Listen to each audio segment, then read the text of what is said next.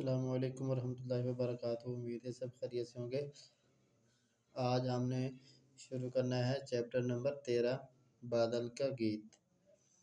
یہ ایک نظم ہے اور اس کے اندر بادل جو ہے اس کے بارے میں بتایا گیا ہے۔ سب سے پہلے ہم اس کے مخصوص الفاظ کے میننگ اور گرامر کریں گے۔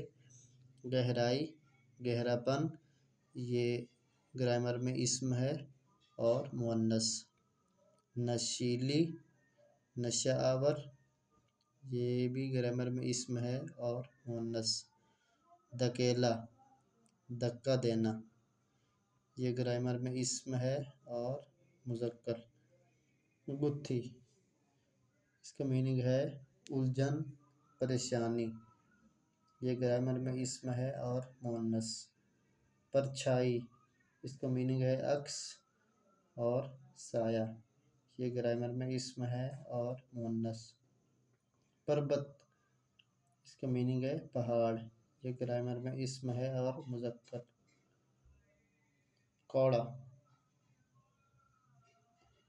اس کا میننگ ہے سواری کے جانوروں کو مارنے کا آلہ یا درہ، جسے ہم تھوڑا بولتے ہیں درہ، یہ گرامر میں اسم ہے اور مذکر۔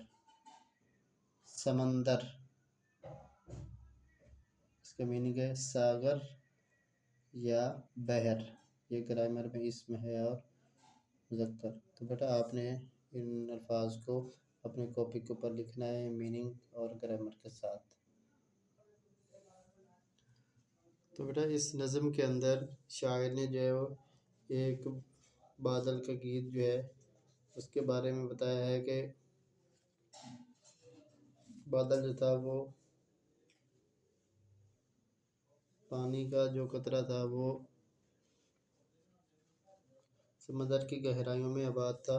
سورج کی شعاعیں جو ہے وہ اسے زمین پر لے آئیں اور وہ غمزدہ ہو کر دوبارہ جو ہے وہ ندی نالوں اور دریاؤں میں جو ہے وہ جانا چاہتا ہے تاکہ سمندر سے ندی نالے مل کر اس کے دن جو ہے وہ واپس لے آئیں۔ تو جہاں سے وہ آیا تھا پھر وہیں دوبارہ واپس پلٹ جائے۔ تو اس نظم کے اندر شاعر نے بادل کے گیت کے ذریعے ہمیں پیغام دیا ہے کہ انسان کی جو حقیقت ہے وہ بھی اس بادل کی طرح ہے کہ انسان کا جو خمیر ہے وہ جس مٹی سے بنتا ہے، دنیا میں انسان جو ہے وہ اپنی زندگی گزار کر آخرکار اسی مٹی میں جا کر جو ہے وہ واپس ملتا ہے۔ جیسے یہ بادل جو ہے یہ سمندر کی گہرائیوں میں آباد تھا اور پھر سورج کی شعاعوں سے یہ زمین پہ آیا اور پھر جو ہے یہ ندی نالوں اور دریاؤں سے ہوتا ہوا واپس پھر جو ہے وہ سمندر میں چلا جاتا ہے۔ اسی طرح انسان جو ہے اس کا خمیر یہ بھی مٹی سے بنا ہے، تو انسان جو ہے وہ اپنی زندگی گزار کر واپس جو ہے وہ مٹی میں واپس پلٹ جاتا ہے، واپس چلا جاتا ہے۔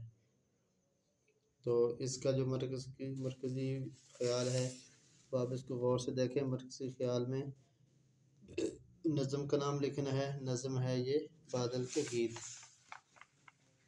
اور اس کے جو شاعر ہیں وہ ہیں احمد ندیم قاسمی۔ اس نظم میں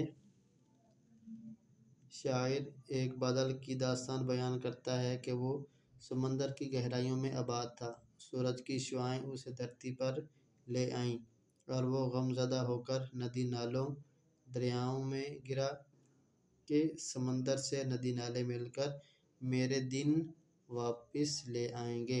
اس نظم کے ذریعے شاعر نے انسان کی حقیقت کو واضح کیا ہے کہ انسان کا خمیر جس مٹی سے بنتا ہے، دنیا میں اپنی زندگی گزار کر آخر کار اسی مٹی میں جا ملتا ہے۔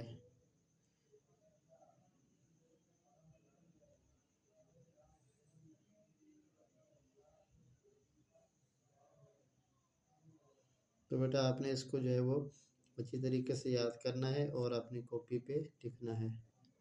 آگے اس نظم کے سوالات ہیں۔ سوال نمبر 2 ہے، نظم کے متن کے مطابق مصرع مکمل کریں۔ میں رہتا تھا لہروں کی پرچھائیوں پر، اڑائیں گی تجھ کو نشیلی ہوائیں، ستاروں کی دھن میں وطن چھوڑ آیا، سمندر سے اٹھا پہاڑوں پہ چھایا، کہا اس نے لڑ کر دکھا میرے بھائی، پہاڑوں نے ایسی مجھے پٹخنی دی، ادھر سے نکل کر ادھر گھوم آیا، دھواں بن کے چھایا، دیا بن کے دھوکا۔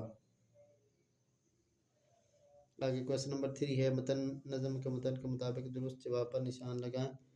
لہروں کی پرچھائیوں میں کون رہتا تھا؟ بادل۔ سپیاں پائی جاتی ہیں سمندر میں، بادل کو اڑانے والی ہوائیں تھیں نشیلی، نشیلی ہوائیں بادل کو اڑانے والی تھیں۔ بادل کی دھن میں وطن چھوڑ آیا ستاروں کی، بادل پر آفت کس نے ڈھائی؟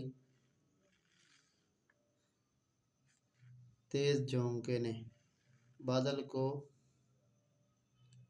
پٹخنی دی پہاڑ نے، بجلی کا کوڑا کس کو دکھایا گیا؟ ہواؤں کو۔